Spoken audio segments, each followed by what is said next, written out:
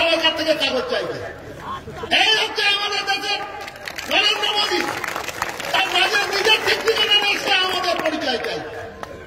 আসলে হচ্ছে ভয় দেখাও, দাঁড়িয়ে দেবো। আর এই তো হচ্ছে পেটের খিদের ব্যবস্থা নেই, কাজের ব্যবস্থা নেই, মাথার চালের ব্যবস্থা নেই। আমরা খালি শুনি হিন্দু মুসলমান, এ তো পরম্পরা আছি যুগ যুগ ধরে, যুগ যুগ ধরে বেঁচে আছি। হিন্দু মুসলিম শিখ ইসাই ভাই বোন সব একসঙ্গে আছি। কি ধরনের ঘৃণা তৈরি করছে। আর পশ্চিমবাংলায় এই শ্রী চৈতন্যের আমল থেকে আর রামকৃষ্ণ বিবেকানন্দ পর্যন্ত আমাদের যে সংস্কৃতি, রামকৃষ্ণদেব লেখাপড়া জানতে না, তিনি মানুষকে জীবন দেখে বুঝেছিলেন যে যত মত তত পথ। আল্লাহকে কেউ আল্লাহ বলে, কেউ ভগবান বলে, কেউ গড বলে, ওটা জলের মতো। জলকে কেউ পানি বলে, কেউ ওয়াটার বলে, কেউ জল বলে, কিন্তু জলটা সেই জল। তাহলে মানুষের ধর্ম বিশ্বাস হচ্ছে এইটা, এইটা আমরা শিখেছি। স্বামী বিবেকানন্দ বলেছেন, জীবে প্রেম করে যেই জন সেই জন সে হচ্ছে ঈশ্বর। জীব জ্ঞানে জীব সেবা, এই হচ্ছে আমাদের হিন্দু সংস্কৃতি। আজকে তৃণমূলের রাজত্বে জ্যোতিবাবু যতদিন ছিলেন, বামফ্রন্ট যতদিন ছিল, কারো হিম্মত হয়নি। 84 সালে সিং নিধন হয়েছে, আমাদের রাজ্যে শিখেদের গায়ে আগুন লাগেনি। 92 সালে বাবরি মসজিদ ধ্বংস হয়েছে, আমরা এখানে দাঙ্গার আগুন লাগাতে দিইনি। যদিও বলতেন যে দাঙ্গা করে গুলি করে মেরে যেতে।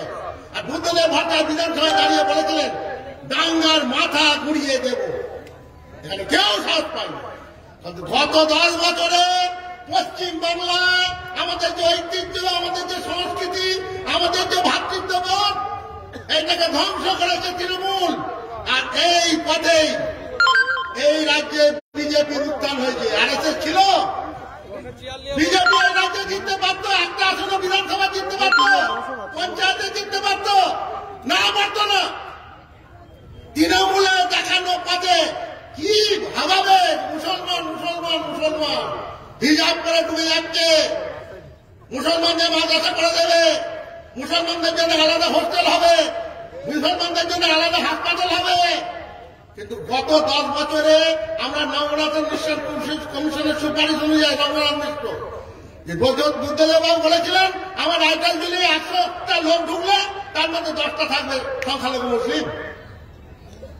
এরা বাঞ্চাল করেছে 10 বছরে। এ মাদ্রাসায় শিক্ষক নেই, মাদ্রাসায় শিক্ষক নেই।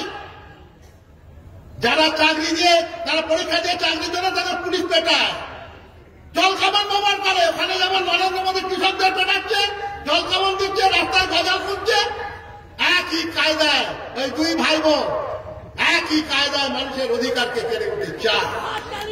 সেই জন্য আমরা সংযুক্ত মোর্চা এই জন্যই করে তুলেছি, এদের হাত থেকে আমাদের দেশকে বাঁচাতে হবে, রাজ্যকে বাঁচাতে হবে। আর একটা কথা মনে রাখবেন, পশ্চিমবাংলা একটা বড় রাজ্য, কিন্তু এটা ছোট রাজ্য না। 294টা বিধানসভার আসন, 42টা লোকসভার আসন। যদিও বারবার বলতেন এই 42টা আসন খুব গুরুত্বপূর্ণ। আমরা এখান থেকে জিতেছি, কখনো 61 আসন হয়েছে, কখনো 50, কখনো 36। পশ্চিমবাংলা, এইখান থেকে পশ্চিমবাংলা থেকে শ্রমিকের অধিকার, কৃষকের অধিকার, বেকারদের অধিকার, মা বোনদের অধিকার, সাম্প্রদায়িক সম্প্রীতির মিলন বার্তা। বামপন্থীরা লোকসভার ভেতরে লড়াই করেছে, রাস্তায় লড়াই করেছে। আজকে বামপন্থীরা দুর্বল হয়েছে, বড় লোকরা খুব খুশি। আমাদের লোকসভায় একটা আসনও নেই, পশ্চিমবাংলা বিধানসভায় আমাদের সেই শক্তি নেই। তা বামফ্রন্ট হয়ে গেছে, কার ক্ষতি হয়েছে? গরিবের ক্ষতি হয়েছে, শ্রমিকের ক্ষতি হয়েছে, মজুরি কমে যাচ্ছে, কাজের ঘন্টা বাড়ছে, চাষি ফসলের দাম পায় না, আত্মহত্যা করে, বেকারদের কাজ নেই, মা বোনের ইজ্জত নেই। কি চলছে এই রাজ্যে? কি চলছে এই রাজ্যে 10 বছর ধরে? এই পথেই হচ্ছে বিজেপি জায়গা করতে চাইছে। আমি আপনাদের সতর্ক করছি, আমি জন্মসূত্রে হিন্দু, আমার মা হিন্দু, বাবা হিন্দু, আমি হিন্দু। এই মাটিতে 40 বছর রাজনীতিতে আছি, কিন্তু আমাদের যে প্রেম ভাই ভাই হিন্দু মুসলমান, এটাকে ধ্বংস হতে দেবেন না বিজেপির সর্বনাশে।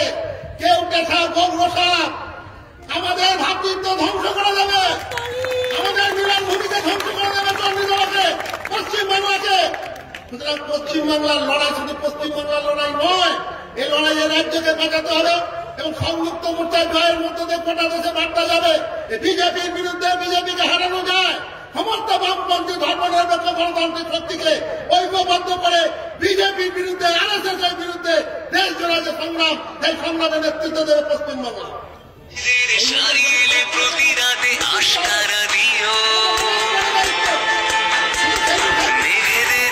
শুধু পশ্চিমবাংলা সংযুক্ত মোর্চার সরকার নয়, এই রাজ্যকে, এই দেশকে, দেশের সমাজজীবী মানুষকে বাঁচানোর যে লড়াই, সেই লড়াই আমাদের নেতৃত্ব দিতে হবে।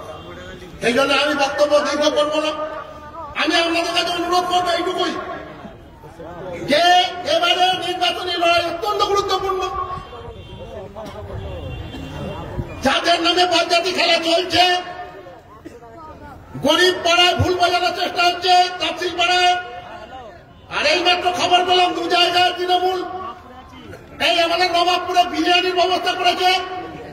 চোরের টাকায়, ডাকাতের টাকায়, লুটের টাকায় ওরা মানুষের ভোট কিনতে যায়, মানুষ অপমান করে, বিরিয়ানি খায়, বিরিয়ানি খায় চোরের টাকায়, চোরের টাকায়, চুরি করা টাকা, কারমানির টাকা।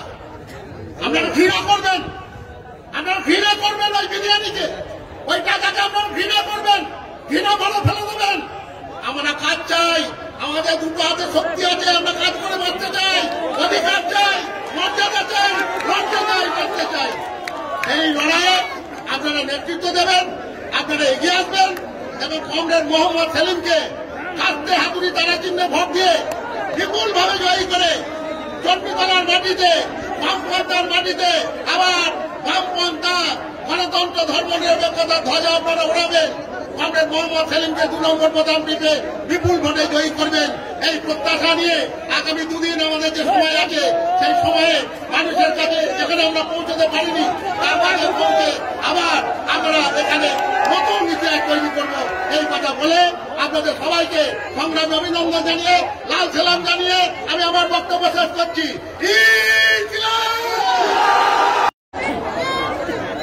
আচ্ছা, পীরজাদা আব্বাস সিদ্দিকী সাহেব আমাদের সকলের ভাইজান আমাদের এই জনসভায় এসে উপস্থিত হয়েছেন।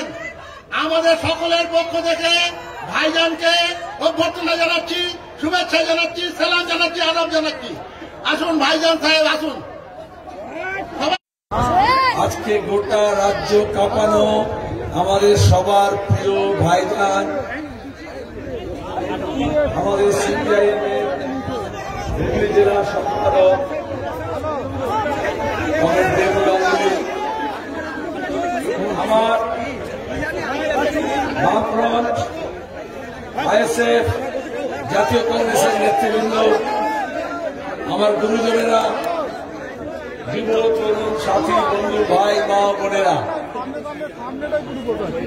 এখানকার কয়েকটা চ্যাংড়া কি বলেছিল, এখানে মিটিং হতে দেবে না।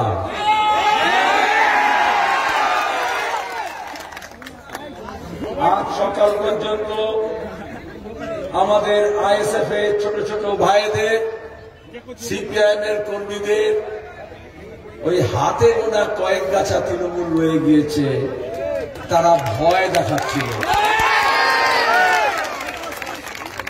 আসলে ওরা ভয় দেখাচ্ছিল না, ওরা ভয় পেয়েছে। আমরা বলেছি কোনো অশান্তি না, আমরা চাই শান্তিপূর্ণ ভোট, অবাধ ভোট, নিরপেক্ষ ভোট। নির্বাচন কমিশনকে, রিটার্নিং অফিসারকে, পুলিশ প্রশাসনকে সবাইকে বলতে চাই, এই 10 বছরের তৃণমূলের ভোট লুটের রাজত্ব শেষ হচ্ছে, বাংলা পাল্টাচ্ছে, আপনারাও পাল্টান।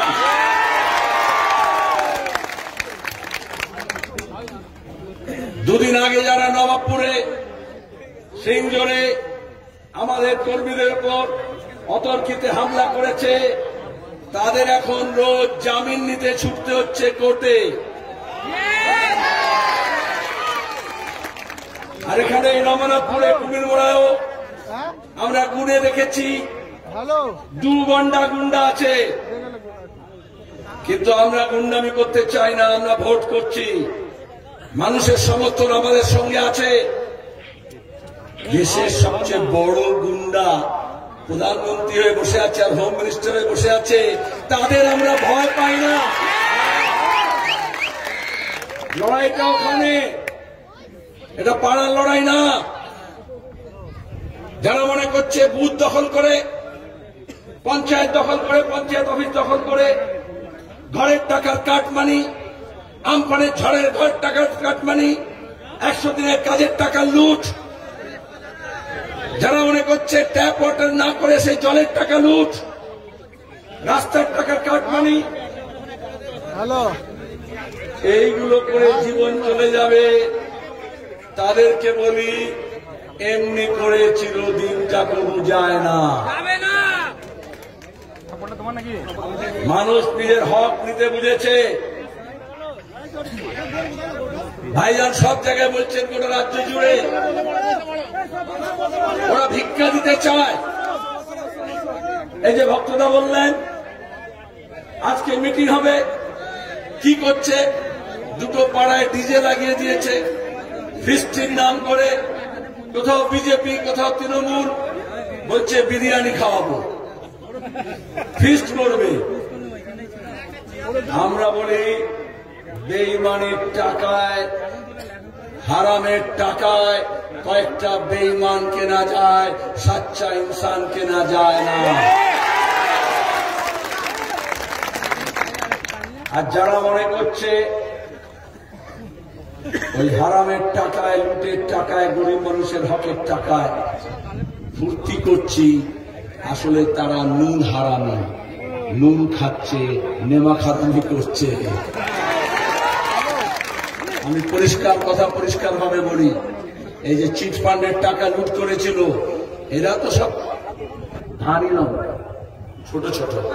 এদের বড় বড় নেতা, এমপি, এমএলএ, মন্ত্রী হয়েছে, যারা চিট ফান্ডের টাকা, গরিব মানুষের টাকা মেরেছে।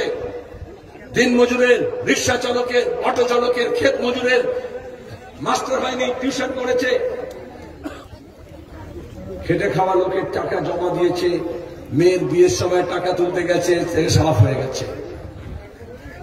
আমরা বলেছিলাম ওদেরকে শাস্তি দেব।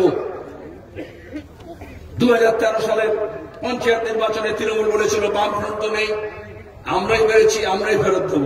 মমতা বলেছিল না, ফেরত দেয়নি। 2018 বলেছিল, ফেরত দেয়নি। আমরা এই সংযুক্ত মোর্চার সরকার তৈরি করে ওই সমস্ত লুটেরাদের নিংড়ে নিয়ে টাকা বার করে গরিব মানুষের টাকা ফেরত দেব। কেউ কেউ মনে করেছিল তৃণমূল চোর চোরটাদের দল হয়ে গেছে। কিছু ভালো লোক ছিলেন না তা নয়, অনেকে গেছিলেন, সমর্থন করেছিলেন গোটা রাজ্য জুড়ে, কিন্তু 10 বছর ধরে ধোঁকা দিয়েছে। সেই মানুষগুলোদের সঙ্গে আর নেই। এখন দেখবেন ওই কয়েকটা চীনে ছেলে ছোকরা যারা ঘুরে বেড়াচ্ছে আর ভয় দেখাচ্ছে, ওদের পেছনে কিন্তু মানুষ নেই, মানুষ আমাদের সঙ্গে আছেন। আর এই বাংলার ইতিহাস ওই গুন্ডারা লিখবে না, মানুষ লিখবে। এই মানুষকে বিভ্রান্ত করার জন্য কেউ কেউ বলল ঘাস ফুলকে টাইট দেবে পদ্ম ফুল। বলেছিল না গত লোকসভা নির্বাচনে কিছু গরিব মানুষ, তাদেরকে ধোঁকা দেওয়া হয়েছিল, ডবল ধোঁকা হলো। একবার ঘাস ফুলের নামে হলো, একবার পদ্ম ফুলের নামে হলো। আমরা এখানে দাঁড়িয়ে আছি চণ্ডীতলায়, আমি যেখানে প্রার্থী সংযুক্ত মোর্চার, বাম মোর্চা, যে চারদিকে তাকিয়ে দেখেন, এই যে সিঙ্গুরে বিজেপির প্রার্থীকে তৃণমূলের রবীন্দ্রনাথ ভট্টাচার্য, সে তৃণমূলের নেতা ছিল, মন্ত্রী ছিল, এমএলএ ছিল। ডোমজুড়ে কে প্রার্থী আপনাদের পাশে? রাজীব ব্যানার্জি, সে কদিন আগে পর্যন্ত তৃণমূলের মন্ত্রী ছিল, এখন বিজেপির প্রার্থী। উত্তরপাড়ায় কে প্রার্থী? প্রবীর ঘোষাল, তৃণমূলের এমএলএ ছিল, মমতার খুব সাধের লোক ছিল, এখন বিজেপির। এই জন্য আমাদের ছেলেরা বলছে ঘাস ফুলে মধু খেয়ে তারাই এবার পদ্ম ফুলে, তাই তো? আর নরেন্দ্র মোদী প্রধানমন্ত্রী হিন্দ মোটরে এসে মিটিং করছেন, পাশে ওই বিধাননগরের সল্টলেকের মেয়র ছিল, তৃণমূলের এমএলএ ছিল সব্যসাচী দত্ত, এখন বিজেপির প্রার্থী। তাকে সেই প্রথম বলেছিল সিন্ডিকেট রাজ, এই বালি খাদানের টাকা ওই যে ভাইপোর বাড়ি যায় সেগুলো বলেছিল সে প্রথম। তাকে পাশিয়ে বসিয়ে বলছেন আমি সিন্ডিকেট রাজ খতম করবো। যে চিট ফান্ডের টাকা খেলো মুকুল রায়, যার জেলে যাওয়া উচিত, তাকে मीटिंग में पासे बसिए मोदी बोलছেন चिट फंड में जो लोग रुपया चोरी किया उसको देख लेंगे। এই যে শুভেন্দু যে নন্দীগ্রামে এত খুনোখুনি করলো, তাকে বসে বলছেন नंदीग्राम में जो लोग हंगामा किया उनको सजा देंगे। আসলে কি হচ্ছে বলুন তো? অমিত শাহ যে তরিকা হয়েছিল গুজরাটে, সে বলছে তৃণমূলের নেতাদেরকে পশ্চিমবঙ্গে, बेटा तुम टीएमसी करके कितना कमा लेते हो? কাটমানি, কয়লা পাচার, তাই তো, সোনা পাচার, যা করছে আপনারা সবাই জানেন, এগুলো বলার দরকার নেই, এগুলো বলতেও খারাপ লাগে। তো বলছে যে যা পারে, আপনার পাড়ে যদি যাবে সেগুলো আমি কয়েক হাজার টাকা, একটু উপরে যাবে তার মাথায় সেগুলো কয়েক লাখ টাকা, আর মাথায় যে কালীঘাট আছে সেগুলো কয়েক কোটি টাকা। তখন অমিত শাহ বলছে বাস इतना ही कमाते हो? अरे कोयला खदान से कोयला चोरी करते हो? हमको देखो, हम तो पूरा कोयला का खदान बेच देते हैं, हमारे साथ তৃণমূলের পঞ্চায়েতের কয়েকটাকে বলছে তোরা কি করিস? 100 দিনের কাজের টাকা, গরিব মানুষের টাকা কারোর খাতায় জমা হয়, কোম্পানির ঘরের টাকা কারোর খাতায় জমা হয়, সেটা ব্যাংক থেকে ব্যবস্থা করে একজনের খাতার টাকা আরেকজন মেরে দেয়। बोले बस इतना ही, एक खाता में कितना मिलता है? हम तो पूरा बैंक का खाता गायब कर देते हैं, हम तो पूरा बैंक बेच देते हैं, हमारे साथ चले आओ। बोलছে না, এরকম অনেক উদাহরণ আছে। বলে বালি খাদান থেকে বালি বার করি, ভাইপোকে কিছু টাকা দিই, बोले बस इतना ही, हमको देखो मोटा भाई या छोटा भाई मिलकर के हम तो पूरा देश बेच दे रहे हैं, नदी नाला सब बेच दे रहे हैं। तृणमूल একটা चोर चुपचाके बोलছে रेल में चोरी करते हो, स्टेशन में वगन ब्रेकिंग करते हो, कितना कमाते हो? तुम हमारे साथ चले आओ, हम तो पूरा रेल बेच दे रहे हैं पूरा देश में। এই করে কয়েকজন নিয়ে জুটেছে না, আর ওরা মনে করছে বাংলার মানুষ যারা 10 বছর ধরে তৃণমূলের লুটে রাজত্ব দেখেছে, সেই লুটেরারা এখন বিজেপির কাছে গেছে, নতুন করে লুট করতে দেবে। বাংলার মানুষ বাংলার দিদির লুট আর দিল্লিতে মোদির লুট, দুটো লুটকেই বন্ধ করবে। যারা লুটেরা তারা শুধু লুট করে না, লুট চালাতে গেলে ঝুট বলতে হয়। এই জন্য দেখবেন প্রতিদিন বিজ্ঞাপন দিয়ে ঝুট বলছে, মিথ্যে বলছে। আর ঝুটটা মানুষ বিশ্বাস করে, কারণ ওরা মানুষকে ফুট দেয়। ফুট হিন্দিতে বলে ফুট ডালনা, মতলব ভাগ করনা। এই যে আসছিলেন মাটি যেরকম ফাটল হয়ে যায় না, ভাগ হয়ে যায়, ওরকম হিন্দু মুসলমান হরিজন ব্রাহ্মণ জাত পাত ধর্ম বর্ণ বাঙালি বিহারি উর্দুভাষী বাংলাভাষী এদের মধ্যে ভাষার নামে ধর্মের নামে জাতের নামে ওরা ভাগ করতে চায়। যদি ভাগ করে মানুষের শক্তি কমে যায়, তখন লুটেরাদের বিরুদ্ধে তারা কিছু বলতে পারে না, দাঙ্গাবাজদের বিরুদ্ধে কিছু বলতে পারে না, গুন্ডাবাজদের বিরুদ্ধে কিছু বলতে পারে না। এই জন্য ওরা যখন ভাগ করছে, আমরা সংযুক্ত মোর্চা মানে আমরা যোগ করছি। সিপিআইএম এর সঙ্গে বামফ্রন্টের সঙ্গে ইন্ডিয়ান সেকুলার ফ্রন্ট, তার সঙ্গে জাতীয় কংগ্রেস, আমরা সবাই মিলে যোগ করেছি। বিজেপি আর তৃণমূল মিলে ভাগ করছিল, সেটা শক্তি কম ছিল, বাংলার মানুষের শক্তি কম ছিল। আমরা মানুষকে যুক্ত করে নিয়ে আমাদের শক্তি বাড়িয়েছি।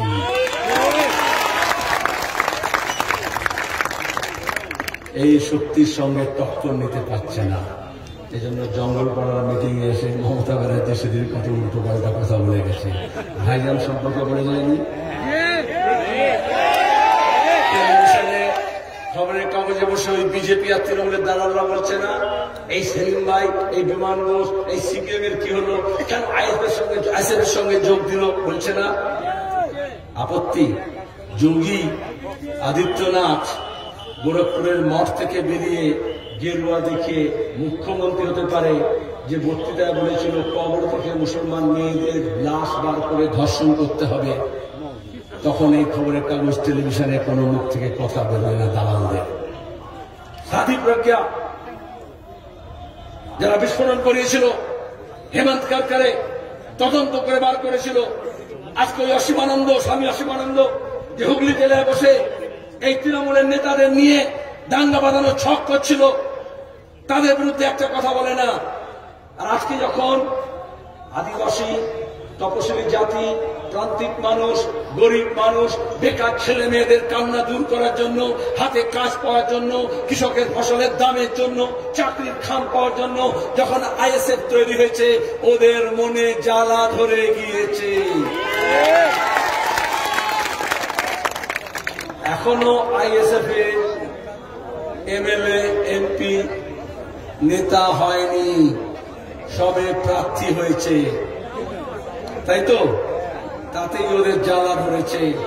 আর বাম মোর্চা, কংগ্রেস, আইএসএফ একসঙ্গে মিলে যখন এই রাজ্যের কৃষকদের চোখের জল মুছিয়ে তাদের ফসলের দামের ব্যবস্থা করবে, যখন ডিজেলের দাম কমাবে, সারের দাম কমাতে বাধ্য করবে, যখন দাঁড়িয়ে এই যে ফোড়েরা, যারা আজকে আলু চাষি হোক, ধান চাষি হোক, তাদের হক মেনে দিচ্ছে, তার বিরুদ্ধে যখন ব্যবস্থা নেবে, তখন বুঝতে পারছে ওদের কত জ্বালা হবে।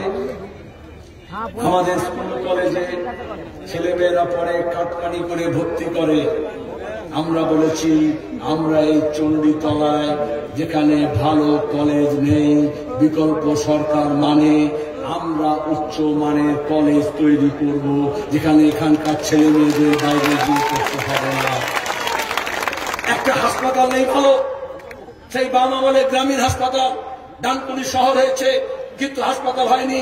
এখানে দেওয়ালে লিখছে স্বাস্থ্য সাথী। আর হাসপাতালে বেড চাই, ডাক্তার চাই, নার্স চাই, ওষুধ চাই, ইঞ্জেকশন চাই, ভেন্টিলেটর চাই, অপারেশন থিয়েটার চাই, অ্যাম্বুলেন্স চাই। তৃণমূল, বিজেপি সেটা বলছে না। মোদী বলছে আয়ুষ্মান ভারত, মমতা বলছে স্বাস্থ্য সাথী। ওটা নিয়ে কি হবে? ওটা তো ইন্স্যুরেন্সের কার্ড। যেমন কিষাণ ক্রেডিট কার্ড বলে কৃষকদের সমস্যার সমাধান হয়নি, তেমনি স্বাস্থ্য সাথী কার্ড দিয়েও মানুষের সমস্যার সমাধান হবে না। আমরা যাতে আমাদের বাজেটের বড় অংশ স্বাস্থ্যের জন্য খরচা হয়, primary health centre, subsidiary health centre, গ্রামীণ হাসপাতাল, এগুলোর মান উন্নয়ন হয়, এবং এই হুগলি জেলায় মেডিকেল কলেজ তৈরি করে আমাদের ঘরের ছেলে মেয়েরা যাতে ডাক্তার তৈরি হয়, নার্স তৈরি হয়, তার ব্যবস্থা আমাদের করতে হবে। ওরা দেয়ালে লিখছে খেলা হবে। ওই দাদাদের কে বোঝাবে খেলা দেওয়ালে হয় না, খেলা মাঠে হয়। আর মাঠে কারা খেলে? ছোট্টরা খেলে, মাঠে প্লেয়াররা খেলে, জওয়ান ছেলে মেয়েরা খেলে। তাদের জন্য মাঠ নেই, পার্ক নেই, কোচিং সেন্টার নেই, যারা ফুটবল খেলবে, ক্রিকেট খেলবে, ব্যাডমিন্টন খেলবে, ভলিবল খেলবে। খেলার মাঠ দখল করেছে মমতার দুই ভাই, Indian Olympic Association, Bengal Olympic অ্যাসোসিয়েশনে। তারা দুই ভাইয়ের মধ্যে মারামারি হচ্ছে, আর সেই খেলা লোকে দেখছে। আমরা এই ছেলে মেয়েরা, আমাদের কিশোর কিশোরী তরুণ তরুণী যারা খেলতে পারে, তার জন্য এই হুগলিতে, এই চণ্ডীতলায় খেলার একটা ঐতিহ্য আছে। আমরা আধুনিক মানের কোচিং সেন্টার করব, যেখান থেকে আমাদের ছেলে মেয়েরা বেরিয়ে গোটা দেশের মাঠ কাঁপাবে।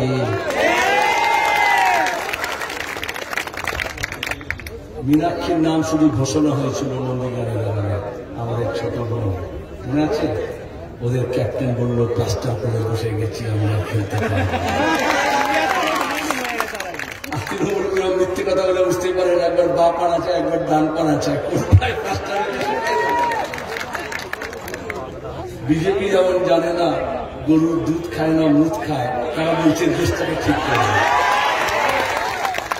মিথ্যে কথা বললে কখনো শাসন করা যায় না, আমরা সুশাসন দেব। এই পুলিশকেও বলছি, ওই যে উর্দি পড়ে না, ওই উর্দির টাকা আপনারা দেন, জিএসটি দেন, ট্যাক্স দেন। ওই যে অস্ত্র শস্ত্র নিয়ে আসছে বাহিনী, ওটার টাকা গরিব মানুষ দেয়, বড় লোকরা চুরি করে। এখন দেখেছেন ফ্রান্সে তদন্ত করে বলেছে যারা ভারত পাকিস্তানের যুদ্ধ দেখিয়ে রাফেল বিমান কিনেছিল আর মোদী তার দালালি করেছিলেন, আজকে প্রমাণ হয়েছে যে কোম্পানি ঘুষ দিয়েছিল বিজেপির নেতাদেরকে, আজকে ফ্রান্সের রিপোর্ট দিয়ে বলিয়েছে যে দেখো এই যুদ্ধ বিমান কেনার জন্য মোদীজি এই যে দালালি করছিলেন তার টাকা বিজেপির নেতারা খেয়েছে, আর রাজ্য সরকার যে কেন্দ্রীয় সরকার কোনো তদন্ত করছে না। চোর কখনো চোরকে ধরে না। তৃণমূল যদি ছোট চোর হয়, বিজেপি বড় চোর। আমরা ছোটবেলায় একটা চোর পুলিশের খেলা খেলতাম, এখন তো সব ভিডিও গেম টেম খেলে। তখন কেবল চারটে পুলিয়া বানিয়ে একটা চোর, একটা ডাকাত, একটা পুলিশ, একটা দারোগা, এরকম চারটা পুলিয়া বানাতাম। সেই পুলিয়া বানিয়ে সস্তায় খেলা আর কি, কোনো খরচা নেই। তারপর সবাই তুলতো। এবার চোর আর ডাকাত হলো সে চুপ, তার চোখ দেখলে কিছু হয়ে যাবে, ভাবতে পেরে যাবে। আর যে পুলিশ আর দারোগা পাবে, দারোগা পাবে পুলিশ তুমি দেখো কে চোর আর কে ডাকাত। যদি দেখে বুঝতে পারে তাহলে জিতে গেলে, যদি না বুঝতে পারে তাহলে হেরে গেলে। এখন আর ওই খেলা হয় না, এখন নতুন খেলা হয়। আসলে যখন চোর আর ডাকাতরা নবান্নতে গিয়ে বসে যায়, পার্লামেন্টে গিয়ে বসে যায়, তখন ওই চোর পুলিশ খেলা হয় না, তখন শুধু পুলিশ পুলিশ খেলা হয়। এই চিট ফান্ডের সময় দেখেছেন ED, CBI, CID, Delhi police, Kolkata police, Amit শাহের পুলিশ, মহোদা পুলিশ ভোট আসলে বলে একে ধরছে ওকে ধরছে, একে পাহারা দিচ্ছে ওকে পাহারা দিচ্ছে, কিন্তু কোনো চোর ডাকাত ধরা পড়ে না। ওই পুলিশকে দিয়ে শুধু এই পুলিশ আর ওই পুলিশের মধ্যে লোকে বলে ওখানকার পুলিশ ভালো, এখানকার পুলিশ ভালো। এখানকার পুলিশ যখন মমতার কথা শুনে চলে, আইন না মানে, তৃণমূলের কথা শোনে, ওখানকার পুলিশ তখন অমিত শাহের কথা শোনে, যোগীর কথা শোনে, আর গরিব মানুষদের উপর অত্যাচার করে। দিল্লির দাঙ্গার সময় আমরা দেখেছি এনআরসি এর বিরুদ্ধে যখন আমরা লড়ছিলাম, এই এখানে ফুরফুরা শরীফে ভাইজানের কাছে বাংলার পুলিশ পাঠায়নি তৃণমূলের সরকার। সাহস ছিল কখনো কারো? ওই দিল্লিতে অমিত শাহের লোকজন গরিব মানুষ সালক বলে আরএসএস সেখানে দাঙ্গা করেনি? আমরা সিপিএম থেকে তদন্ত করেছিলাম, সব রিপোর্ট বেরিয়েছে। আর উল্টে ওরা আলিগড় বিশ্ববিদ্যালয়, জামিয়া মিলিয়া বিশ্ববিদ্যালয়, জওহরলাল নেহরু বিশ্ববিদ্যালয়ে ঢুকে ছাত্রছাত্রীদের উপর লাঠি চালিয়েছে। পুলিশকে বলবো তোমাদের খেল খতম, তোমরা চোর চোরটাকে পাহারা দেবে আর গরিব মানুষের উপর মিথ্যা মামলা করবে, এটা হবে না, হতে দেব না। নিয়ম মেনে চলতে হবে, সংবিধান মেনে চলতে হবে, আইন মেনে চলতে হবে। আর পুলিশের প্রথম পরীক্ষা হচ্ছে 10 তারিখে। বুথ পাহারা দেবে, ভূত পাহারা দেবে না।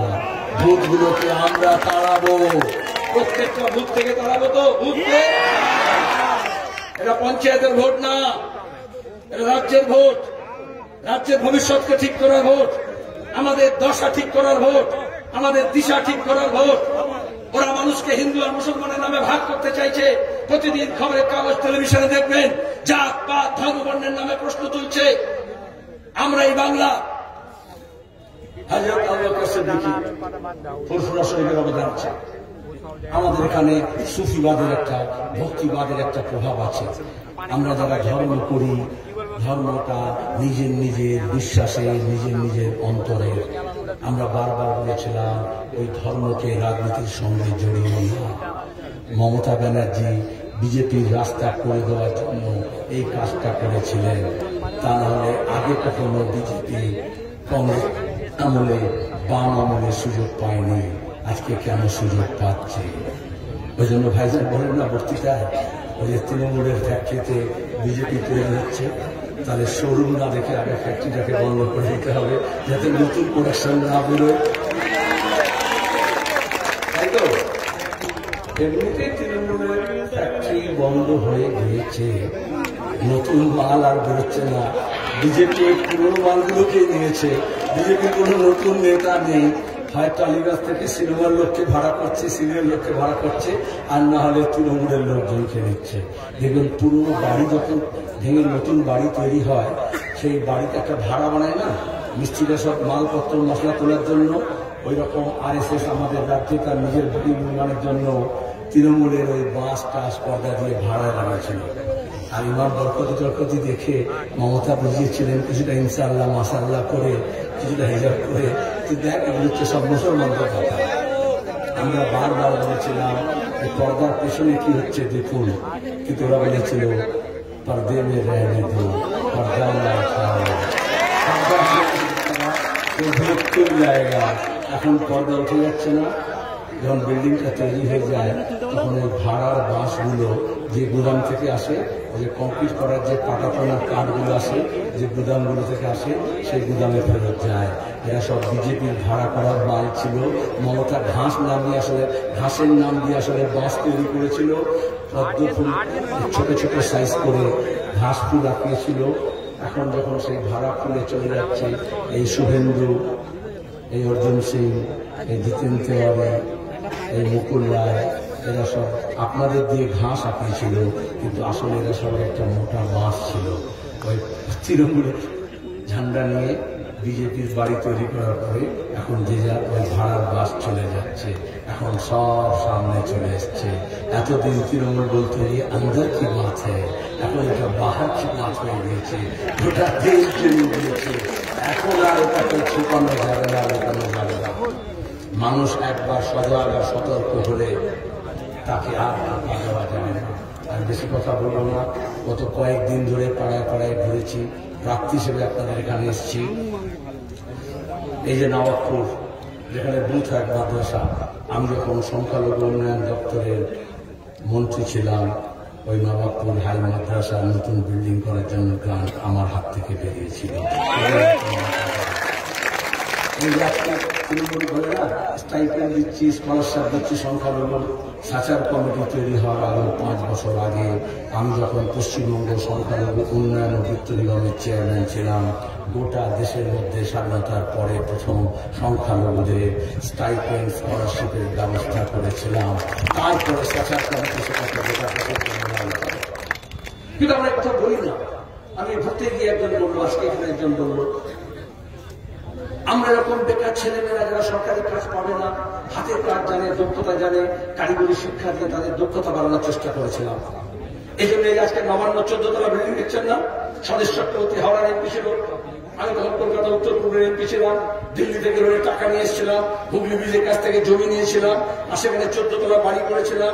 এই যে বাড়িতে বাড়িতে আমাদের এখানে কোথাও পর্দার কাজ হয়, কোথাও চাদরের কাজ হয়, কোথাও এমব্রয়ডারির কাজ হয়, কোথাও পাঞ্জাবের কাজ হয়, পাঁচলাতে, উনসারিতে, হুগলিতে, বাগনানে, বেগমপুরে, এই সমস্ত দর্জির কাজ। আর এই যে গয়নার কাজ করে, এটা আমাদের ফ্যাশন ডিজাইনার ছিলেন সর্বই দত্ত, তিনি বলেছিলেন এত দক্ষতা আছে ছেলে মেয়েদের মধ্যে, আমরা তো নাম কামাই তেমন বানিয়ে দিই জামা কাপড় পোশাক, কিন্তু আসলে বাড়ি বাড়িতে এইসব কাজ হয়, সংখ্যালঘু ছেলে মেয়েরা, তপশিলি জাতির ছেলে মেয়েরা করে।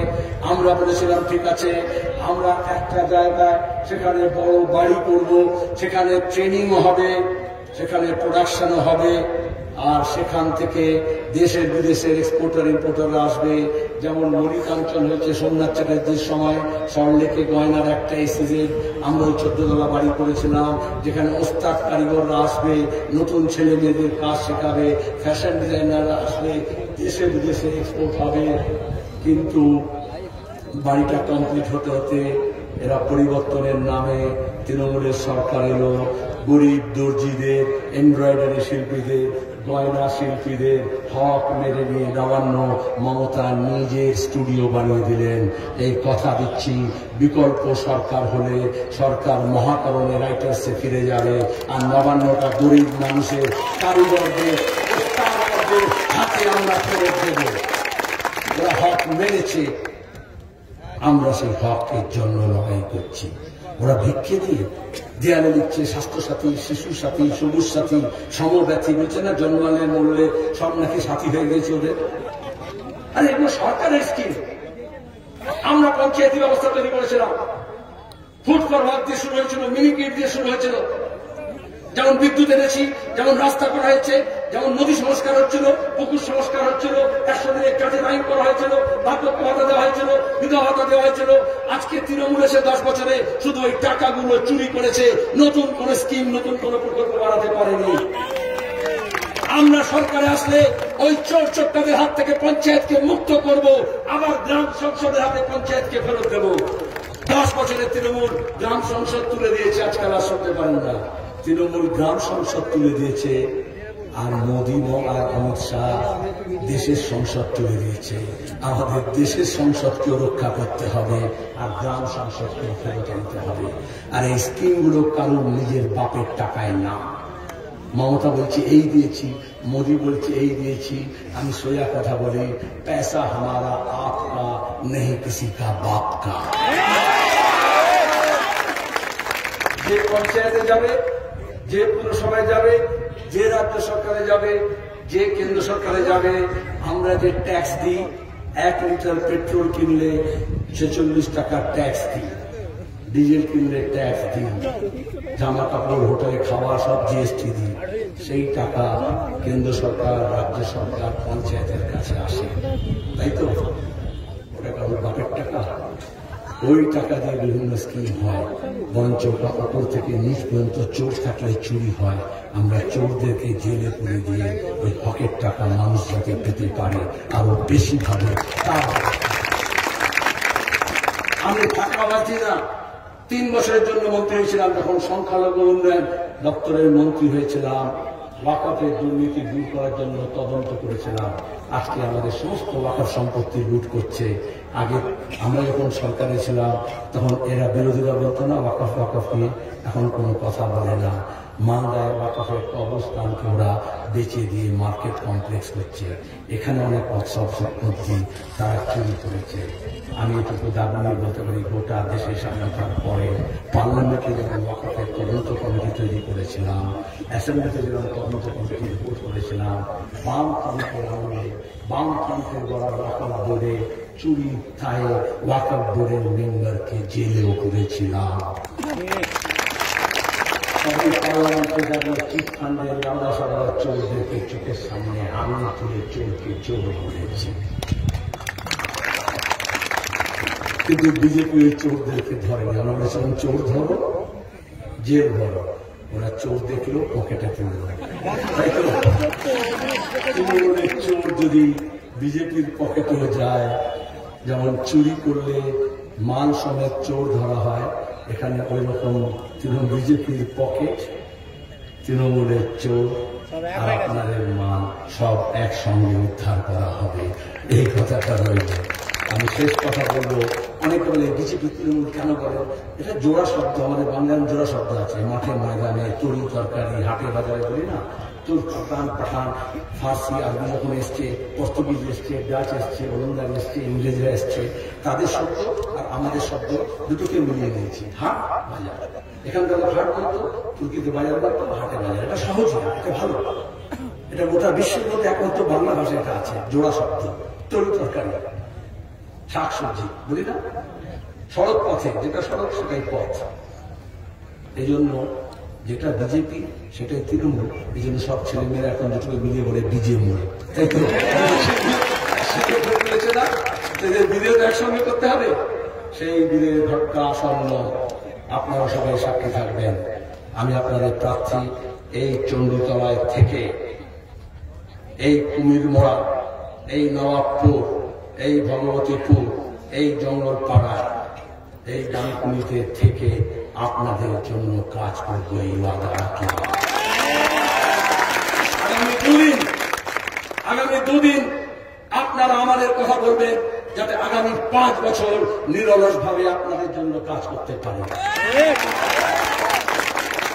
একটা ভোটের দিন সকাল থেকে আমার জওয়ান ভাইয়েরা, বয়স্করা তাদের অভিজ্ঞতা দিয়ে আর জওয়ানদের তাগত দিয়ে আপনারা মোহাম্মদ সেলিমের কাস্তে হাতুড়ি তারা, সিপিএম এর বাম মোর্চা, সংযুক্ত মোর্চা, কংগ্রেস, আইএসএফ সবাই মিলে একসঙ্গে শুধু বুথ আগলাবেন। আগামী 5 বছর আমরা বুথ দিয়ে আপনাদের আগলে রাখবো। কোন মাতব্বরি করতে পারবে না, এই বাধা থাকলো। হবে লড়াই, লড়বো, জিতবো।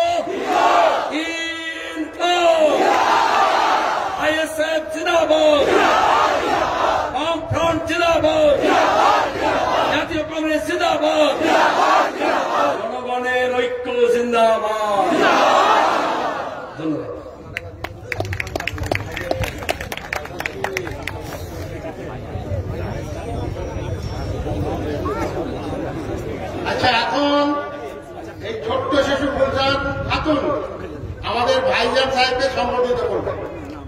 ভাইজান সাহেবকে সংগঠন উৎসব খাতুন।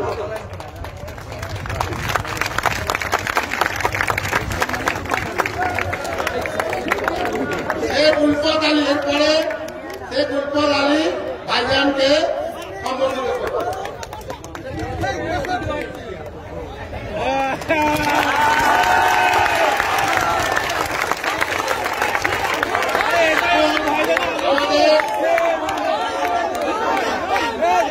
সলেমান আলী আমাদের নেতা জেলা সম্পাদক সম্বোধিত করবেন। আমাদের প্রার্থী আমাদের সকলের নেতা জননেতা কমরেড মোহাম্মদ সেলিমকে শেখ উলফত আলী সম্বোধিত করবেন।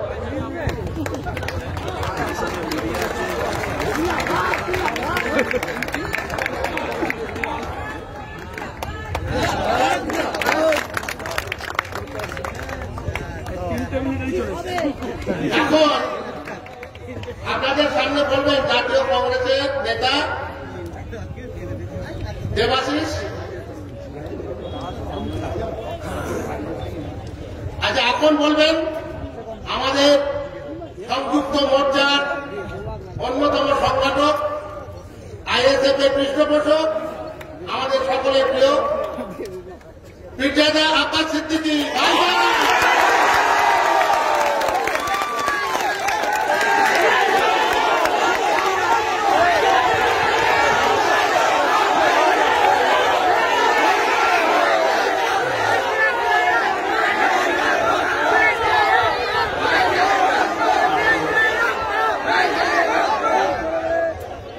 সর্বপ্রথম আপনাদের সকলকে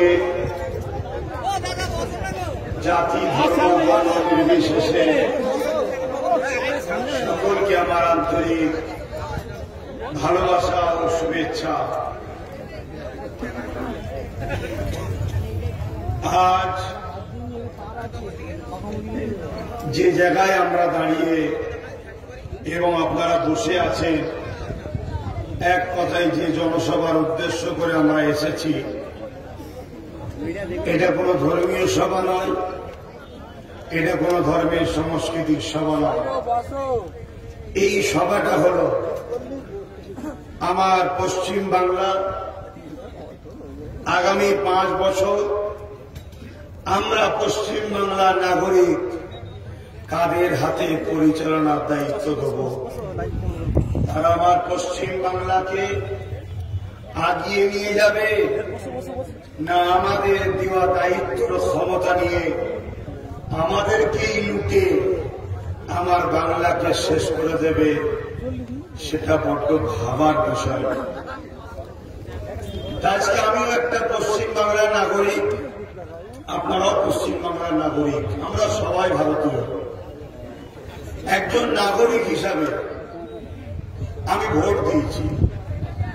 আমার সিম্বল আমার দেখতে পাচ্ছেন, 6 তারিখে ভোট ছিল, জাঙ্গিপাড়া বিধানসভা। এই জায়গাটা এত হাওয়া দিচ্ছে তো ভালো লাগছে, বক্তব্য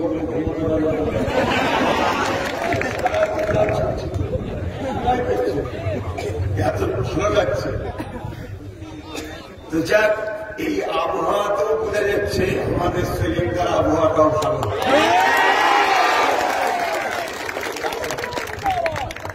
আর আমি এতটুকু আপনাদের দায়িত্ব নিয়ে বলি, আমাদের সেলিমদারকে যেতে পশ্চিম বাংলার জন্য, গরিবদের জন্য, অসহায় মা বাবার জন্য, ভাই বোনের জন্য একটা প্রকৃত লড়াই করার ছেলে বিধানসভায় যাবে, এটা কিন্তু কনফার্ম। আমি তো রাজনীতির ব্যাপারে তোমার ইন্টারেস্ট ছিল না, তথাপিও সেলিমদার যখন বক্তব্যগুলো আসতো আমি দেখতাম, নেটে দেখতাম, হ্যাঁ চোখে চোখ রেখে বুক ঠুকে অমিত শাহ মোদীর হাওয়া খুলে দিত আমাদের সেলিমদার। যাই হোক, আমি আলোচনায় ফিরে আসছি। আমি একজন নাগরিক, সেই নাগরিক হিসাবে আমি 6 তারিখে জাঙ্গিপাড়া বিধানসভা আমার কেন্দ্রে আমি ভোট দিয়েছি। আমি ভোট দিয়েছি সংযুক্ত মোর্চাকে। একটা প্রশ্ন, আমি জোড়াফুলকে দিলাম না, পদ্মফুলকে দিলাম না, আমি সংযুক্ত মোর্চাকে ভোট দিলাম কেন? এই কথাটাই আমি আমার প্রিয় পশ্চিম বাংলার মা বাবার কাছে, ভাই বোনের কাছে, দাদা দাদির কাছে, আত্মীয় স্বজনের কাছে আমি রাখতে চাইছি যে আমি সংযুক্ত মোর্চাকে ভোট দিলাম কেন। পদ্মফুল ছিল, জোড়া ফুল ছিল, কোন জায়গায় না দিয়ে সংযুক্ত মোর্চাকে ভোট দিলাম কেন? সর্বপ্রথম আমি পদ্মফুল সম্বন্ধে যেটা জানি বা দেখেছি, একটা কথা মিথ্যা বলবো না, কাউকে ব্যক্তিগত আঘাতও করব না।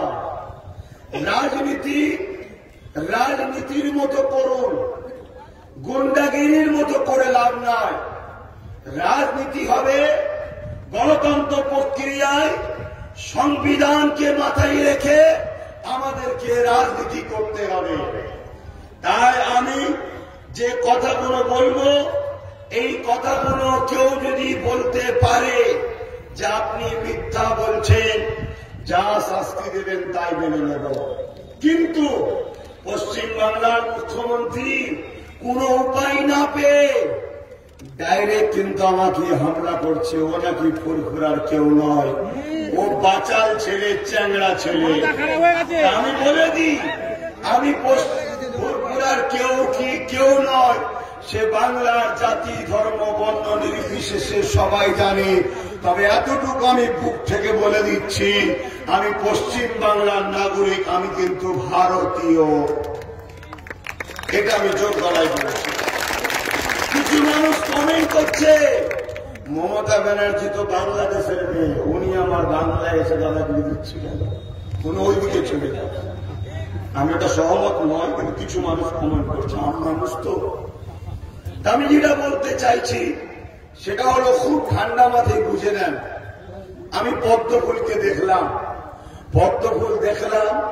পুরো দেশবাসীকে বোকা বানিয়েছে, মিথ্যা প্রতিশ্রুতি দিয়ে পুরো দেশবাসীর সঙ্গে ধোঁকা দিয়েছে। যদি বলেন কেমন করে, পদ্মফুল বলেছিল যদি আমাদের সরকার আপনারা বানান তাহলে আমরা প্রতি বছরেতে 2 কোটি করে চাকরি দেব। দুটোও চাকরি দেয়নি, উপরন্ত কম করে 20 কোটি ভারতীয়দের চাকরিকে পদ্মফুল আসার জন্য নষ্ট হয়ে গেছে। পদ্মফুল বলেছিল काला धन वापस आएंगे, हर किसी के खाते में 15 लाख रुपए ऐसे ही चला जाएंगे। कालो धन तो आसेনি, कालो खाताয় 15 লক্ষ তো যায়নি। উপরন্ত আমরা দেখলাম কেউ চাষ করে, ভ্যান চালিয়ে, দিন মজুরি করে, সেলসম্যান করে 200-100 করে জমিয়ে রেখেছিল। মেয়েটার বিবাহ দেবে বলে, বাচ্চাটার পড়াশোনার জন্য ভবিষ্যৎ তৈরি হবে, সেই পয়সাগুলোকে নোটবন্দির নামে এই পদ্মফুল ব্যাংকে ঢুকিয়ে সেই টাকাগুলোকে নীরব মোদী, ললিত মোদী, এই মোদী নামের কিছু লোকেরা তারা পুরো ব্যাংক থেকে টাকাগুলোকে চুরি করে নিয়ে পালিয়ে গেল। এটা আমরা দেখেছি। আজ বলুন, পদ্মফুল আমাদের ঘরে ধোঁকা দিয়েছে না দেয়নি? ব্যাংকের টাকা চুরি হয়েছিল, ওই টাকা কি মুসলমানের চুরি হয়েছে না দেশবাসীর চুরি হয়েছে? তাহলে রাজনীতিটা মুসলমান হিন্দু না করে দেশবাসী বলে করলে মনে ভালো হয়। কেন আমরা জানি রাজনীতি রাষ্ট্র সেবার নাম, রাজনীতি রাষ্ট্রবাসীর সেবার নাম। রাষ্ট্রটা যখন সর্বধর্মের মানুষ, তাহলে রাষ্ট্রবাসীটাও সর্বধর্মের মানুষ। তারপরে পদ্মফুল কি বলেছিল? বেটি পড়াও বেটি বাঁচাও বলেছে না বলেনি? কিন্তু এই পদ্মফুল আসার পরে পুরো দেশ জুড়ে 2.5 বছর থেকে নিয়ে 80 বছরের বৃদ্ধা মা পর্যন্ত রেহাই পাচ্ছে না। এই পদ্মফুল আসার পরে নারীরা সুরক্ষিত নয়। সে উত্তর প্রদেশের পূজা বলতে পারেন, কাশ্মীরের আসিফা বলতে পারেন, প্রিয়ঙ্কা রেড্ডি বলতে পারেন, টুইঙ্কেল বলতে পারেন, এমন করে সারা দেশ জুড়ে পেপার খুললেই দেখা যায় শুধু নারীদের উপরে অত্যাচার অত্যাচার অত্যাচার। আর পদ্মফুলেরই একজন কোন নেতা বলছে নারীদের আবার মর্যাদা কিসে, নারীদের আবার অধিকার কিসে? অভাব বিষয়। আরে যিনি আমায় পুরুষ বানিয়েছে তিনিই তো নারী বানিয়েছে, উভয়কে তো সমান মর্যাদা দিয়েছে, আর আমার দেশকে তো উভয়কে তো সমান অধিকার দিয়েছে। তুমি দেশের নেতা সেজে তুমি যদি বড় নারীদের আবার অধিকার কিসের? তাই সেই পদ্মফুলকে ভোট দেওয়া যেতে পারে না, কখনো দেশ প্রেমিক হিসাবে দিতে পারেনি, আর কাউকে দিতে বলবো না। পদ্মফুলকে কেন ভোট দিইনি? পদ্মফুল বলেছিল নিত্য প্রয়োজনীয় জিনিসের দাম কমাবো, কিন্তু পদ্মফুল আসার পরে দেখলাম তেলের দাম হু করে বাড়ছে, গ্যাসের দাম বেড়ে চলেছে, এমন করে দেশের নিত্য প্রয়োজনীয় জিনিসগুলো বেড়ে চলেছে, গরিব আরো গরিব হয়ে যাচ্ছে। মাত্র 10% লোক শুধু দিনকে দিন ফুলে মোটা হচ্ছে, আর 90% ভারতীয়। সে কোন ধর্মের আমার দেখার দরকার নেই, আমার ভারতীয় গরিব হয়ে যাচ্ছে।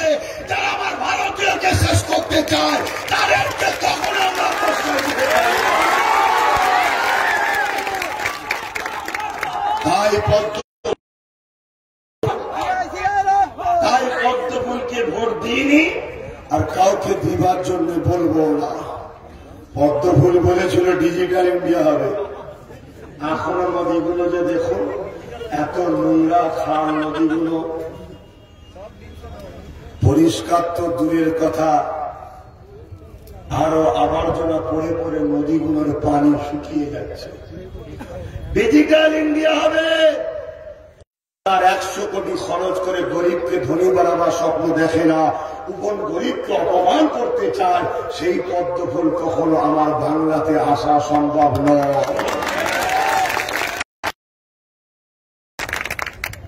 পদ্মফুল বুলেট ট্রেন চালাবে বলেছিল, রাস্তায় দেখা গেল রেলগুলোকে বিক্রি করতে। এইরকম অনেক কথা আছে, তাই পদ্মফুলকে ভোট দিই না। তাহলে রইল জোড়া ফুল। আচ্ছা, জোড়া ফুল বলতে আপনার হাসছেন, যেখানেই যাচ্ছে জোড়া ফুল ফুল রইল।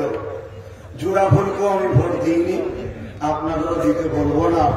আমার ভালোবাসার মানুষকে বলবো কোন ফুলে হাত দেবেন না, হাত দিলেই ফাইন হবে। কি ফাইন? আসামের মানুষকে যে জিজ্ঞেস করে দেখুন, 20 লক্ষ গরিব বাঙালি আজকে ক্যাম্পে পড়ে আছে, কম বেশি জিজ্ঞেস করো। জোড়া ফুলটাকে, এই জোড়া ফুলটা হল পদ্মফুলেরই টাকায়, পদ্মফুলেরই সহযোগিতায়, পদ্মফুলেরই আপন, পদ্মফুলেরই মানুষ এই বাংলার মানুষকে বোকা বানিয়ে বাংলাতে পদ্মফুল ফোটাবার জন্য জোড়া ফুল ওনারা কন্ট্রাক্ট নিয়েছিল। 1998 সালে অটল বিহারী বাজপেয়ীর হাত ধরে মমতা ব্যানার্জি জোট করেছিল। তিনি বলেছিলেন আমাকে এজেন্ট দেওয়া হোক, আমাকে দায়িত্ব দেওয়া হোক, আমি পশ্চিম বাংলাতে বামফ্রন্টকে সরিয়ে দিয়ে পদ্মফুল ফুটিয়ে দেখাবো। কেন বামফ্রন্ট যতদিন পশ্চিম বাংলায় ছিল, এই পশ্চিম বাংলাতে পদ্মফুলের সাহস ছিল না যে একটা বড় কাজ দেখতো, অমনি স্প্রে করে দিত, আর পদ্মফুল সব শেষ হয়ে যেত। পদ্মফুল ওরা পরেশান ছিল আমাদের নিয়ে, কি করা যায়, এদের কাছ থেকে কি করে বাঁচা যায়। ঠিক সেই সময় মমতা ব্যানার্জি বলেছিলেন আমি ফুটিয়ে দেব। অনেক চেষ্টা করেছে। চেষ্টা করতে করতে করতে লাস্টে 2011-তে মমতা ব্যানার্জি এই বাংলা ক্ষমতা দখল করে। তার আগে চেষ্টা করেছিল 2002-তে এমন করে কয়েকটা সিট, সম্ভবত দুটো জন্মের থেকে একটু তথ্য একটু জোরে জোরে ভালো তথ্য বলতে হবে। এই করেছে মধ্যপুরের ইতিহাস, চুলাপুরের চিকেন ম্যাজিক। শোনেন, 1998 জোট হয়েছিল।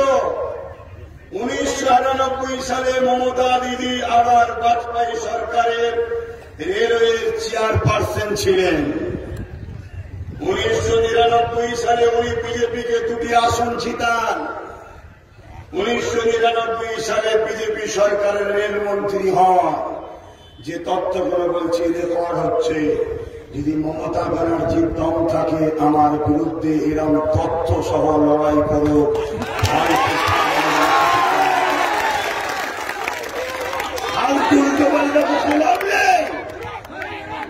মানুষের পেটে খিদে, মানুষের কাজ নেই, মানুষের কর্ম নেই। এই হুগলি জেলার চণ্ডীতলাতে যখনই আমি মাহফিল করতে আসি, এই এলাকায় আসি, বেশিরভাগ সময় দেখা যায় এখানকার যুবকেরা তারা বাইরের রাজ্যে পড়ে আছে। কে চায় তার গ্রাম ছেড়ে দিয়ে, তার বন্ধুদের ছেড়ে দিয়ে, তার পাড়া প্রতিবেশীদের ছেড়ে দিয়ে ভিন্ন রাজ্যে কাজ করতে যাবে পেটের জ্বালাতে। তারা বিভিন্ন রাজ্যে কাজ করতে চলে গেছে। করোনার মহামারীর সময়তে এই চণ্ডীতলার এলাকার মানুষেরা, এই হুগলি জেলার মানুষেরা তারা ঘরে ফেরার জন্য দিদির পায়ে পড়েছে, দিদির হাত জোর করেছে। আর এই মমতা বলেছিল আমার বাংলাতে করোনা স্প্রেড উঠতে দেবো না।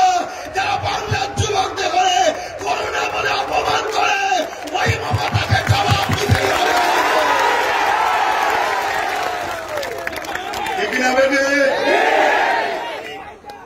আজকে একটা অরাজনৈতিক প্ল্যাটফর্মে থেকে আমি কোনো রাজনীতির লোক ছিলাম, এখনো না, অরাজনৈতিক প্ল্যাটফর্মে থেকে আমি যদি হাজার হাজার মানুষকে বিভিন্ন রাজ্যেতে খাবারের ব্যবস্থা করতে পারি, তুমি একটা রাজ্যের সিএম হয়ে মাত্র 50 থেকে 70 লক্ষ মানুষ বাংলার থাকে, তাদেরকে তুমি খাওয়াতে পারতে না? এদিকে তুমি এখন বলছো ডিম ভাত খাওয়াবে, পজিশন তো খারাপ। তোমার দিনে আর লোক কিন্তু বুঝছে না, কথা বুঝে আসছে? শোনেন, অসুবিধা হচ্ছে। 2002 সালে কলিকাতা পূর্বর দখল করে, হাত জোট করার পরে 2002 সালে উনি বাজপেয়ী সরকারের দপ্তরি মন্ত্রী হন। 2002 সালে গুজরাটের গণহত্যা হয়েছিল জানেন? মায়ের পেট কেটে বাচ্চাকে বার করেছিল। মা মা হয় কোন ধর্মের আমি বলতেছিনি, পেট কেটে বাচ্চাকে বার করিয়ে দিয়েছে। আর বাচ্চা বাচ্চা হয়, বাচ্চার কোনো ধর্ম থাকে না, বাচ্চা হয়। তাকে তরোয়ারের উপরে যারা টাঙিয়ে দিয়েছিল, যারা বাচ্চা বাচ্চা মেয়েদের ঘরে রাস্তায় ধরে ধরে তাদের শারীরিক অত্যাচার করেছিল, তাদেরকে মমতা ব্যানার্জি কিন্তু আবার ফুল পাঠিয়ে সংবর্ধনা দিয়েছিল। বুঝতে পারছেন? চিনতে পারছেন তো আমাদের আপন দিদিকে? চিনে নাই, ক্যাম্পে গিয়ে থাকতে। 2006 সালে বিধানসভা নির্বাচনে ফের জোট করে। এইভাবে অনেক কিছু আছে, আমি যেটা বোঝাতে চাইছি। তাহলে এই বাংলায় পদ্ম ফুলকে তাহলে ফুটানো কে? বলুন। কিন্তু যখন 2011 ফুল দমে জোড়া ফুল ফুটে গেল, তখন বিজেপিরা বলতে লাগলো, আরে তোমাকে পয়সা দিলাম, তুমি আমাদের এজেন্ট নিলে, তুমি তো পদ্ম ফুল ফুটাবে বললে, জোড়া ফুল হলো কেন? তখন দিদি বলছে, চিন্তা করেন, একটু ওয়েট করুন, এমন একটা ডিজাইনের কোম্পানির ফুল লাগিয়েছি, যত বয়স বাড়বে অটোমেটিক আস্তে আস্তে পদ্ম ফুল হয়ে যাবে। আপনি দেখুন, কজনের নাম বলবো, আপনি একটা একটা করে মিলিয়ে দেখুন। এই বাংলাতে দেখুন আপনাদের পাশেই রয়েছে না রকেট কে চ্যাটার্জি, ঘুমটা দিয়ে একসময় ইফতার করতে বসতো, টুক করে লাভ মাত্র একদম পুরো চূড়াফুল থেকে পদ্ম ফুলে, মানে বয়স হয়ে গেছে, চলে গেছে। মকরলাই জুড়াফুলে জন্ম নিল, বয়স হলো চলে গেল পদ্ম ফুলে। নীতিশ পরামানি জোড়া ফুলে জন্ম নিল, লাভ মেরে চলে গেল, বয়স হতে পদ্ম ফুলে। সুমন চট্টোপাধ্যায় জোড়া ফুলে জন্ম নিল, বয়স হতে হয়ে গেল পদ্ম ফুল। অর্জুন সিং জোড়া ফুলে জন্ম নিল, বয়স হতে হয়ে গেল পদ্ম ফুল। সবচেয়ে বড় কথা দাঁড়িয়েওয়ালা মনিরুল ইসলাম, দিদির কারখানার প্রোটেকশন তো একদম, বয়স হতে হতেই চলে গেল পদ্ম ফুলে। সৌমিত্র খান জোড়া ফুল, বয়স হতে হয়ে গেল পদ্ম ফুল।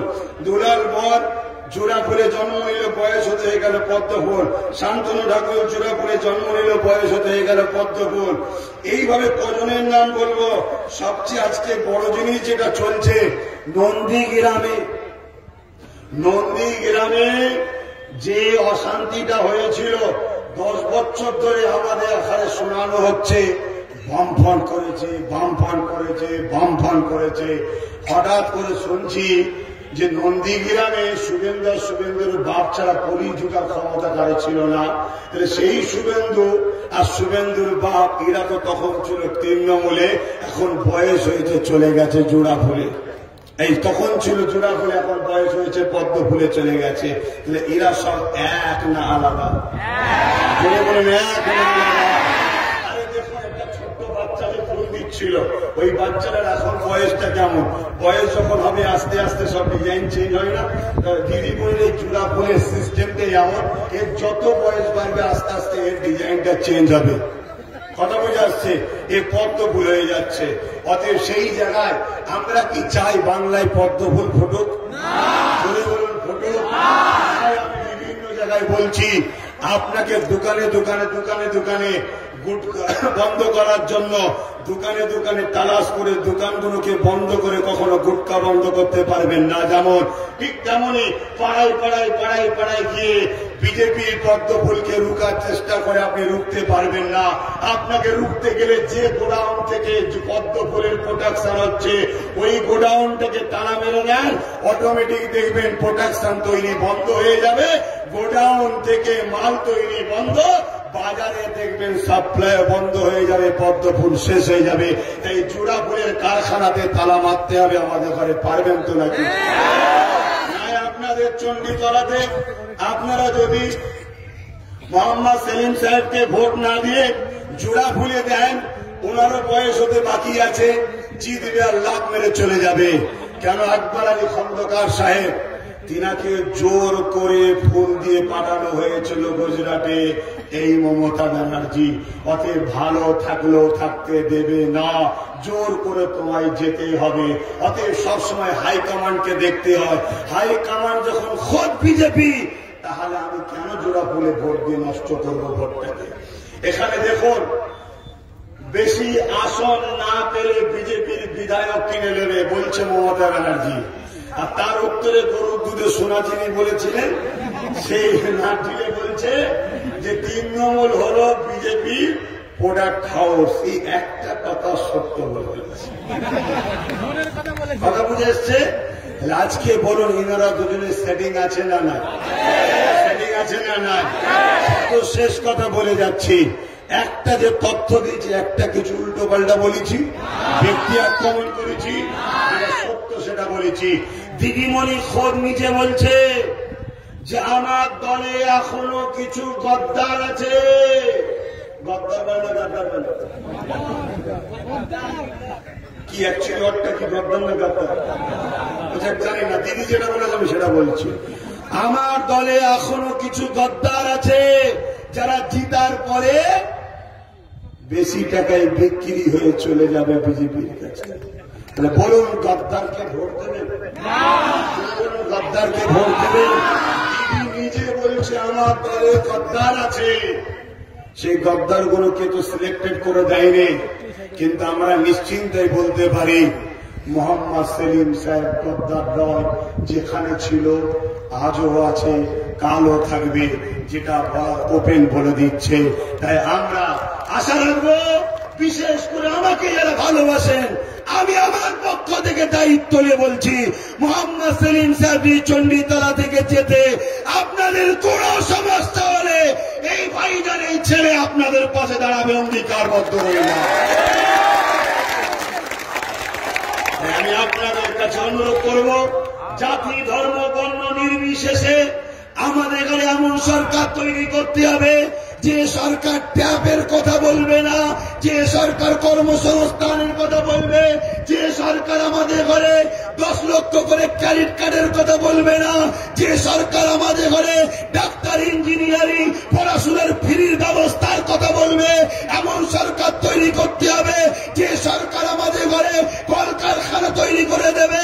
আজকে সিঙ্গুরের কারখানা হয়ে গেলে এই হুগলি জেলার হাজার হাজার হাজার যুবক সেখানে কর্মসংস্থান পেতেন। তাই আমরা কথা দিয়ে যাচ্ছি, সংযুক্ত মোর্চাকে আমি এই জন্য ভোট দিয়েছি, সংযুক্ত মোর্চার মধ্যে কংগ্রেস রয়েছে।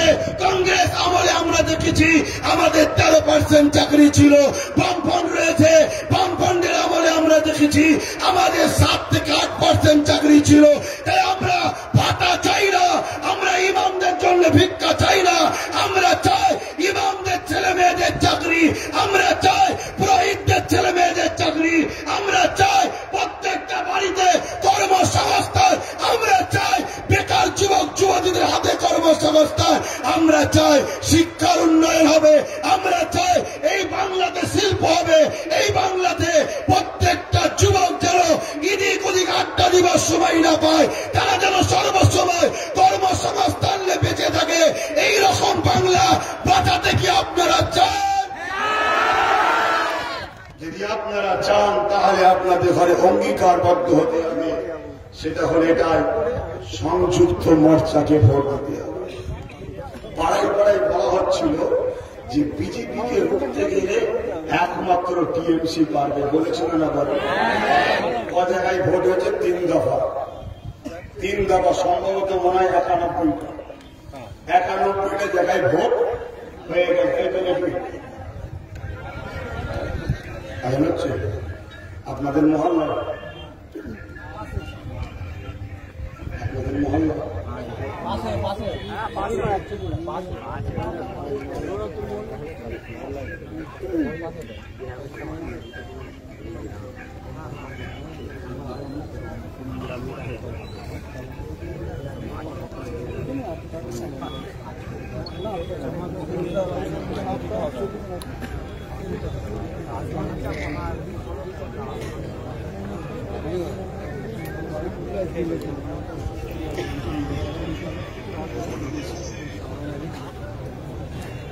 তো অনেক কিছুই কথা আছে।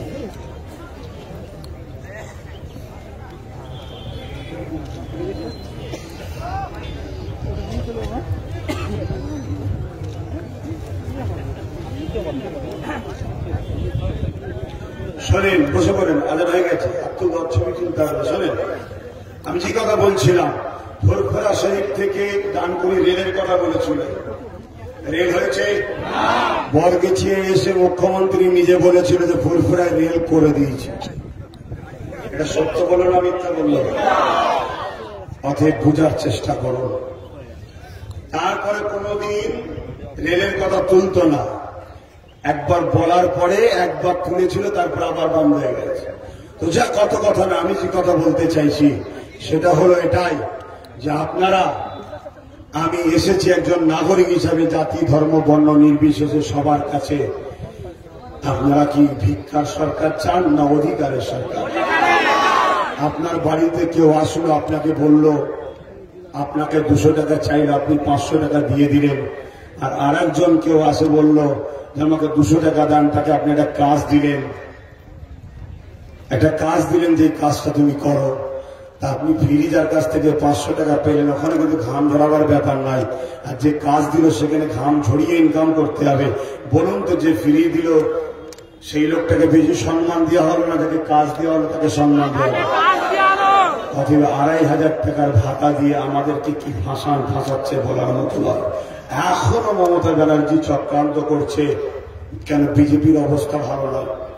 পশ্চিমবাংলায় বিজেপির অবস্থা ভালো নয়। আমার হিন্দু মা বাবা, দলিত, আদিবাসী তিনারা বিজেপিকে চায় না। কথা বুঝে আসছে? অবস্থা ভালো নয়। তাই মমতা ব্যানার্জি নতুন একটা নাটক শুরু করেছে। কি জানেন? বলছে মাদ্রাসার ছেলেগুলোকে দরকার পুলিং এজেন্টে ঢোকা। শুনেন না আপনারা? শোনেন না? নতুন করে পলিসি দিচ্ছে যাতে করে এই খোরাকটা ওরা পায়। এরকম নানা রকম সব থেকে বড় একটা পলিসি করেছিল, যেটা আপনারা খেয়াল করেছেন কি জানি না। কোথায় কিছু না, দুর্গাপুজোর সময় মোহরমও পড়েছে, দুর্গা বিসর্জনও পড়েছে। বলছে দুর্গা বিসর্জন বন্ধ রাখুন, কেন মোহরম হবে। কোন মুসলমান চেয়েছিল? বলুন, কোন মুসলমান চেয়েছিল? এই পাশে তাজপুর নিজেই বলছে কবে কি বলে রামনবমী হয়ে গেছে, এখন ওরা কি করছে? পারমিশনটা আবার দিচ্ছিলেন কেন? আর ঠিক ঘুরিয়ে এমন জায়গাতে নিয়ে যাবে যেখানে ক্যাচাল হয়। আর ক্যাচালটা করে কারা? মুসলমান। ক্যাচালটা করে কি হিন্দু? না, কোন ধর্মের মানুষ ক্যাচাল করে না। ক্যাচাল করে হচ্ছে কিছু দুর্নীতিবাজ নেতাদের পয়সা দিয়া কিছু চামচা গুন্ডারা ক্যাচাল করে। তারা ফেতনাটা টুক্কর লাগিয়ে দিবার পরে অশান্তি হয়ে গেল। তারা তো সরে পড়বে, দুই দলের নিরীহ মানুষ বিপদে পড়ে গেল। অতএব সেই জায়গায় আমি আপনাদেরকে অনুরোধ করব, আমি আপনাদের কাছে রিকোয়েস্ট করব যে আপনারা সংযুক্ত মোর্চাকে ভোট দেবেন, নিজেদের ভোটকে নষ্ট করবেন না। কারণ 3টে ফেজে ভোট হয়ে গেছে। এই কথাটা শুধু বলে শেষ করছি। 3টে ফেজে ভোট হয়ে গেছে। 3টে ফেজে 91টা কম মনে হচ্ছে জায়গায় ভোট হয়েছে। তার মধ্যে প্রথম 2টো ফেজের ভোটের পরে আমরা যেটা দেখেছিলাম, সেই জায়গাতে বিজেপিকে তো রোকা দূরের কথা, মমতা ব্যানার্জি 2 ঘন্টা নিজে ঘরের মধ্যে বন্দিয়ে পড়েছিল নন্দীগ্রামে। দেখেছেন না? দেখেন। 100 জায়গার উপরে পোলিং এজেন্ট দিতে পারেনি। কিন্তু সংযুক্ত মোর্চার মানুষরা তারা লড়াই দিয়েছে, ছুটে গিয়েছে, সেই জায়গায় ঢুকেছে, পোলিং এজেন্ট দিয়েছে, এখানে ছুটেছে, ওখানে ছুটেছে, সব জায়গায় লড়াই করেছে। কথা বুঝে আসছে? 3 নম্বর 3 নম্বর ফেজেছে 31 জায়গায় ভোট হলো। এই জায়গায় আমরা যেটা খবর পেলাম, কম করে 20টা সিটে, 31টির মধ্যে 20টা সিটে সংযুক্ত মোর্চা জিতছে। 6 তারিখেরটা লিখে রেখে দেন। আপনারাই বললাম লিখে রেখে দেন। মগরাট পশ্চিমের মতো জায়গা যেখানে 8 ফেল একজন রয়েছে, যে নাকি আবার সংখ্যালঘুদের কি মন্ত্রী নাকি 8 ফেল। কি কপাল আমাদের। তারপরে ক্যানিং পূর্ব, যেখানে বোম শিল্প আছে, মমতা ব্যানার্জি নিজেই বলেছে তোরা তো বোম টোম নিয়ে থাকিস। সেই রকম মতো জায়গাতে মানুষ স্বতঃস্ফূর্তভাবে বেরিয়েছে। তারা বলছে 10 বছর ভোট দিতে পারিনি, সংযুক্ত মোর্চা আর আমাদের ভাইজানি যে সিস্টেম করে দিয়েছে, আমরা খুশিতে ভোট দিয়েছি। সুইচকে এত ডিবা টিপেছে খাম চিহ্নে। কথা বুঝে আসছে না? আর লাস্টে মগরাট পশ্চিমে ও তো হাঁটতে চলেছে। কেন? ও এমনি তো একবার মুর্শিদাবাদে গিয়ে বিজেপি সঙ্গে সেটিং করছিল, ধরা পড়ে গিয়েছিল, জানেন না? এরকম আরো কত সেটিং করেছে আমাদের কাছে খবর নেই। তা ও দেখছে যে কোনো লাইন নেই, ডাইরেক্ট ঝগড়া বন্ধ করতে চলে যাচ্ছে। তাহলে চিন্তা করুন, এদের অবস্থা ভালো নয়। অবস্থা যত খারাপ হচ্ছে তত দিদিমণির নাক ঢিলে হচ্ছে, তত উল্টো পাল্টা বকছে। কথা বুঝে আসছে? আজকে রানিং এ বলতে বলছে মরে গেলে 2000 টাকা দেবো। ভালো থাকে, সুস্থ থাকে। ভারতবর্ষ জিন্দাবাদ, সংযুক্ত মোর্চা জিন্দাবাদ, মোহাম্মদ সেলিম সাহেব জিন্দাবাদ। আমার খুব ভালো লাগা। মানুষ উঠবেন না, বক্তব্য আছে, একটু আমার সঙ্গে হাতটা তুলুন, বসেই তুলুন। আমরা ভারতীয়, আমরা গর্বিত। বিজ্ঞান অধিকার চাই। সকলে বসুন, ঠান্ডা বসুন। সব চাপ নিয়ে করবে না, কারা করছে লিস্ট করো। যদি শুধরে যায় মাফ করে দেবো, আর নাই আইনের আওতায় ফেলে সব ব্যবস্থা।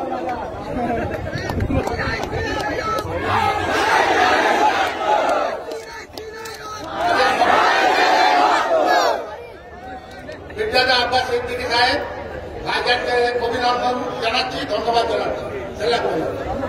এখন আপনাদের সামনে বলবেন জাতীয় কংগ্রেসের নেতা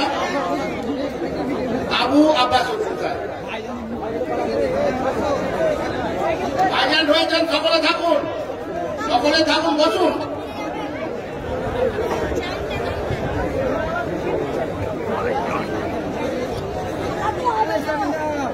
আজকের সভার সভাপতি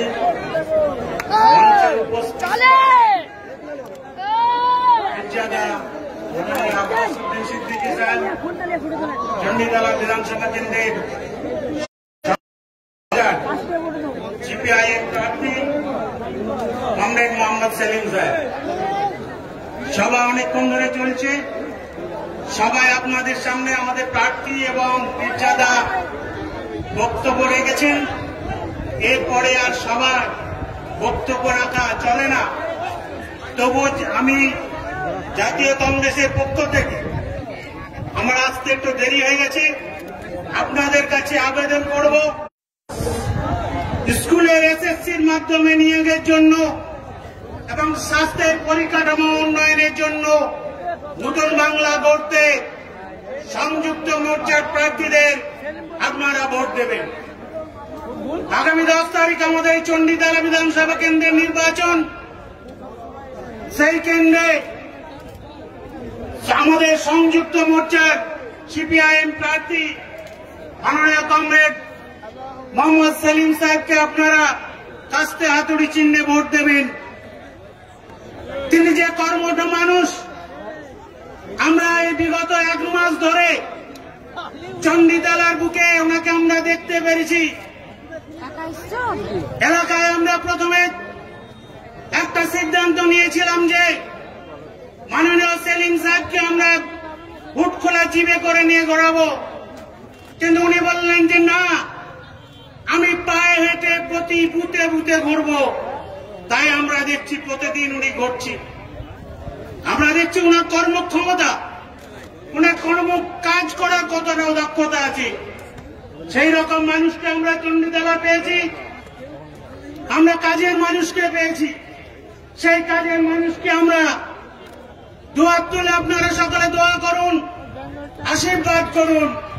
আপনারা 10 তারিখে কাস্তে হাতুড়ি চিহ্নে ভোট দিন।